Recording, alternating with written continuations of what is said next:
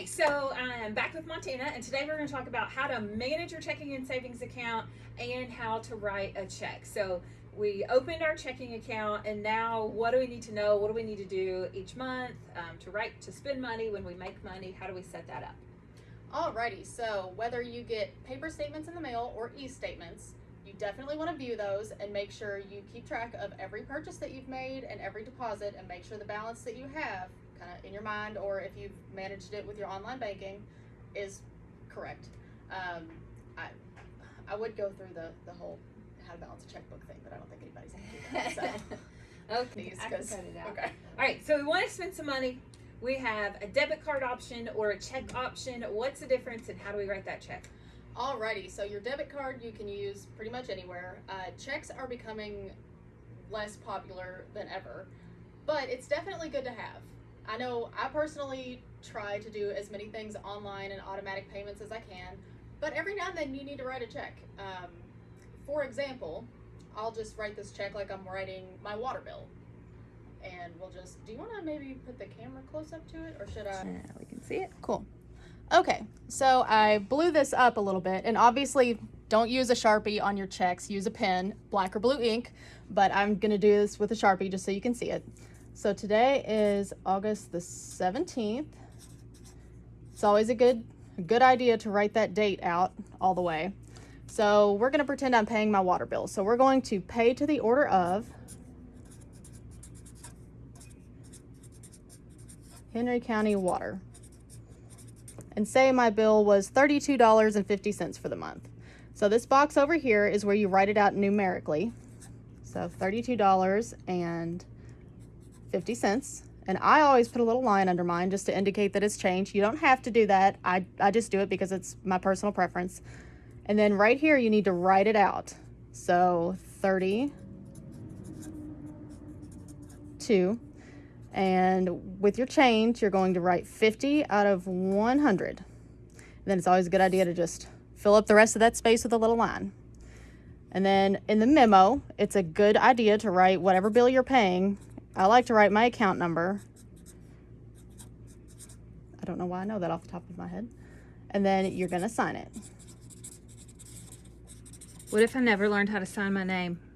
Honestly, as long as you do it consistently every single time, or somewhat consistently, it doesn't matter. You don't necessarily have to do it in cursive. So. One of our 52 lessons is how to write your name in cursive. Oh, is it really? Yes. And just note, so these numbers on the bottom of the check, which one of those is my account number? Because we might need that sometimes. So your account number is going to be this over here, this section on the right here.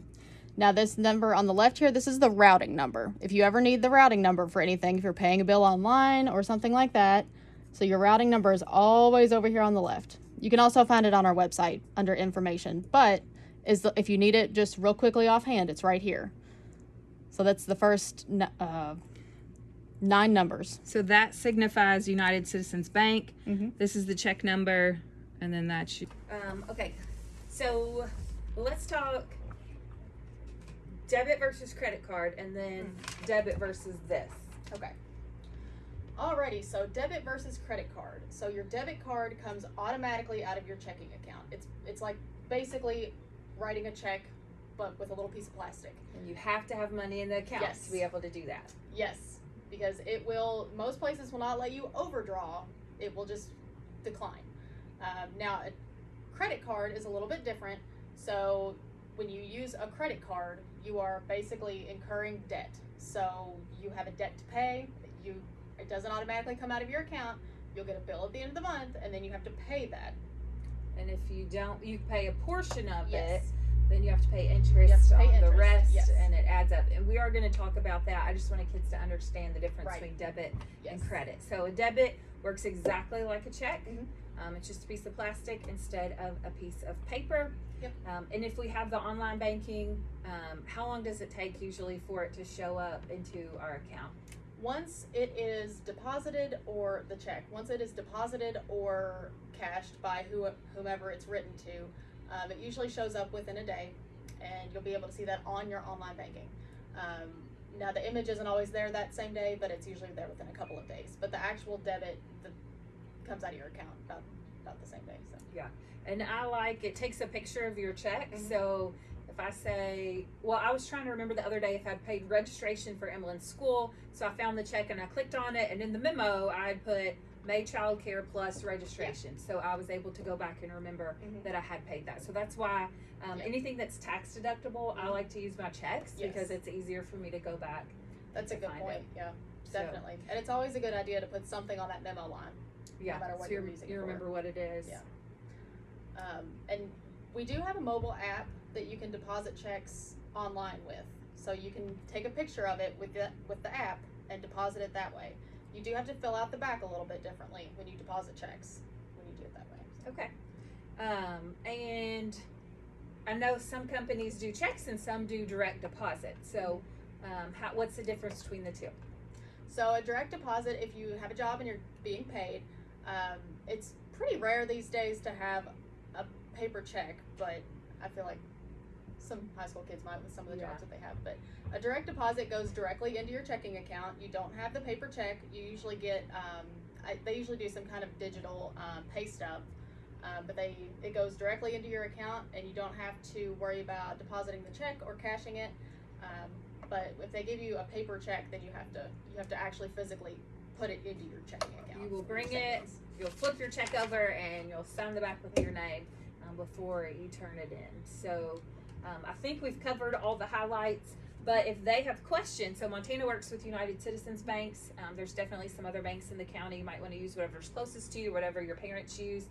But I'm sure if you stop by your local bank that they will be happy to answer questions for you. Definitely. And you can absolutely look on our website also, unitedcitizensbank.com. All right. All of our products are online. Okay, thank you. Okay, I just wanted to show you guys real quickly how easy it is to manage your bank account online. So I just have gotten logged into my bank account. I can see on the menu side, I can see my different accounts. I can look at past statements. I can transfer money between accounts. I can pay bills. I can deposit money by taking a picture of the check. I can look at alerts, find bank locations, set up some preferences, and other things. So if I were to click on the checking account, on the top it has my pending. So these are things mostly that I spent yesterday, so they haven't cleared yet, but I couldn't re-spend the money, if that makes sense. If I didn't have much money in the account, they wouldn't let me take out that much. They wouldn't let me take out any more money if I'd already kind of accredited it to a certain spot.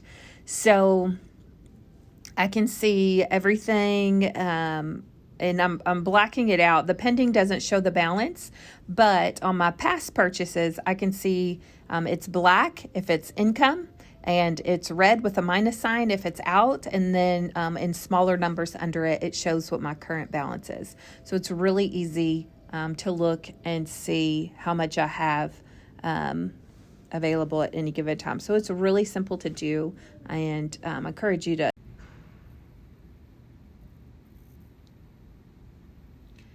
Okay, so I wanted to show you guys what I can do from my phone with the Discover Card app. I'm not advocating for one credit card company over the other, but I do really like having Discover. I just haven't had any other ones. So I do have $6,500 credit balance. You can see at the top. Currently, I have $943.98 charged. I can see on here all the money I've spent. And it's going to be up a little bit right now. I'm planning a trip to New Orleans, so I've spent a lot of money for the Airbnb, plane tickets, all that good stuff. And then down here, at the bottom, so that was recent activity. Actually, that's what's pending. Then I can see my running balance. So it's how much I have charged, and then it adds that next bill on it, and I can look, my Apple bill seems a little expensive. Let's see, I can look over it, kind of see a little bit more, but I can see all the money that I have spent. Now, the key thing, I'm under recent activity here, I like my card because I get cash back. So right now I have $47.80, which is exciting. I like it. It'll give me my credit score. You know, I can freeze it from here really easily. I could make a payment, lots of things that I can do from here. But number one thing to do if you get a credit card is always pay the entire balance off well before it's due. And you should also set up an automatic payment so that, sorry, I shouldn't be playing with my screen. Set up an automatic payment so you're at least paying something. You never want to have a late fee. So I have had my credit card for several years. I've made, I would say several $100s. I'd probably made $700 back on it, and it has not cost me a penny. So they charge you a ridiculous amount of interest to borrow money, but they only charge that after a month. I have never requested an increase, and I would not do that unless I had a big purchase and I just wanted to get some cash back for that. So I'm going to stop this video.